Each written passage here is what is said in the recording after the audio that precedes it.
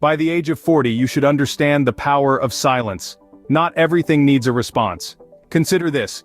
You're in a heated discussion, the air is thick with tension, and emotions are running high. It's tempting to fire back, to defend your stance. But what if you chose to stay silent instead? What if instead of adding fuel to the fire, you decided to let the flames die out on their own? You see, wisdom lies not just in knowing what to say, but also in discerning when to say nothing at all. It's about choosing your words wisely, and sometimes the wisest word is silence. More often than not, silence can prevent unnecessary drama, extinguish brewing conflicts, and preserve relationships. It's a powerful tool, an art that needs mastering. Remember, a wise person knows when to keep silent. Harness the power of silence and watch how it transforms your interactions and relationships. If you find someone smarter than you, embrace them. Don't compete. Competition is only a weakness. Picture this. Two colleagues, Alex and Bianca. Both are talented, but Bianca is a touch more experienced, a tad more proficient in their field. Alex, driven by a misplaced sense of rivalry, sees Bianca as a threat. He constantly tries to outdo her, turning every project into a contest. Alex's relentless competition not only strains their relationship, but also hampers his own growth. He's too focused on beating Bianca to truly learn from her expertise. Now consider a different approach. Bianca's other colleague, Charlie. Charlie recognizes Bianca's skills and chooses to collaborate instead of compete. He asks for her advice, learns from her experiences. This collaboration not only enhances their working relationship but also enriches Charlie's own knowledge and skills. Recognize the intelligence around you. Learn from it. Grow with it. Work with smart people, not against them. The family you create holds more importance than the family you come from. Let's delve into this. We are born into a family, but as we grow, we have the power to create our own. This is not about disregarding our roots, but rather about recognizing our ability to nurture and develop a supportive environment around us. Imagine a person, let's call her Jane. Jane was born into a family that was not supportive of her dreams. Instead of being disheartened, she chose to create her own family. She surrounded herself with people who believed in her, encouraged her, and celebrated her victories. This chosen family became her pillar of strength, her well of inspiration. They were there for her, through thick and thin, making her journey worthwhile. This story of Jane is a testament to the power of created families. They can be the catalysts for our growth, the cheerleaders for our dreams, and the shoulders to lean on during our lows. Your created family is your true family. Your current job likely doesn't care about you. They pay you just enough to keep you from chasing your dreams. Let's unpack that for a moment.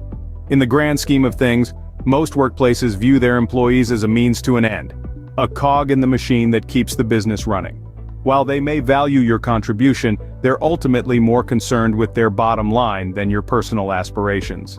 This can lead to a stifling environment where dreams are put on hold, and personal growth takes a backseat to corporate goals. But it doesn't have to be this way.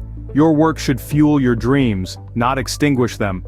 It should be a stepping stone towards your goals, not a barrier.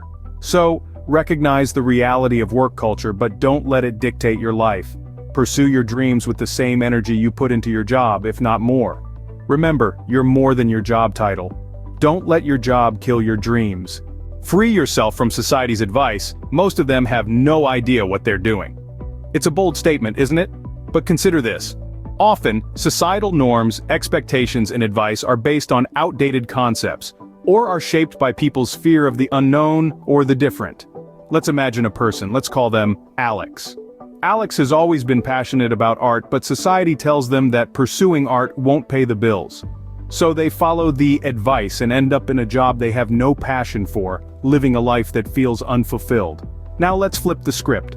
Alex decides to break away from societal expectations, choosing instead to follow their passion. They start small, selling their artwork online, and gradually, they gain recognition. Soon, they're able to make a living doing what they love. Their life is abundant, not just materially but also emotionally and creatively. Chart your own path, not the one society dictates. Forge your own journey, you know yourself best. It's better to have one friend who supports and encourages you than a crowd of acquaintances who don't. Let's delve into this. Imagine you've just launched your dream project, a venture you've been nurturing for years. You have two people to share this news with. One, a close friend who's been with you through thick and thin, and two, a group of acquaintances who you meet every now and then. Your friend, despite his own challenges, is genuinely thrilled for you. He shares your excitement, supports your win, and encourages your dreams. The acquaintances, on the other hand, react with a lukewarm response. They are too wrapped up in their own lives, and some might even be jealous of your success. This is a simple illustration of the power of quality over quantity in relationships. It's not about how many people you know, it's about who you share your life with. Genuine, supportive friendships are worth more than 100 casual connections. Value the quality of your friendships, not the quantity. You'll be 10 times happier if you forgive your parents and stop blaming them. Now let's unpack this. We're all products of our upbringing to some extent, and it's easy to point fingers at our parents for our hardships. But holding on to resentment is like drinking poison and expecting the other person to suffer. It's not about absolving them of their mistakes, but rather freeing ourselves from the burden of the past. Imagine a person, let's call him John. John has been carrying around anger towards his parents for years, but one day, he decides to let go.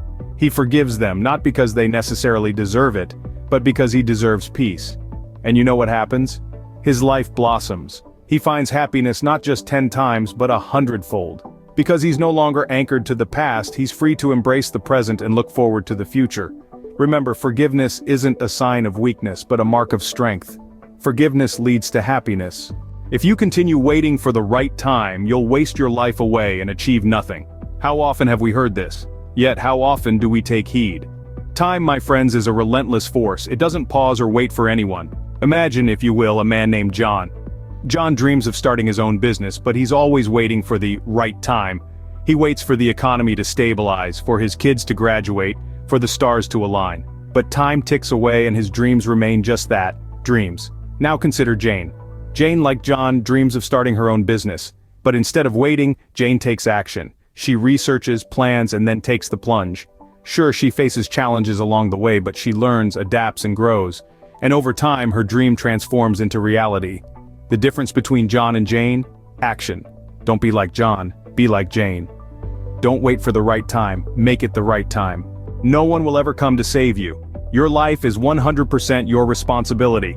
This isn't a cynical statement, it's a powerful call to arms, a reminder that you are the captain of your own ship. Picture this, a person, let's call them Alex, stuck in a job they don't love, surrounded by negativity, and perpetually waiting for someone to rescue them.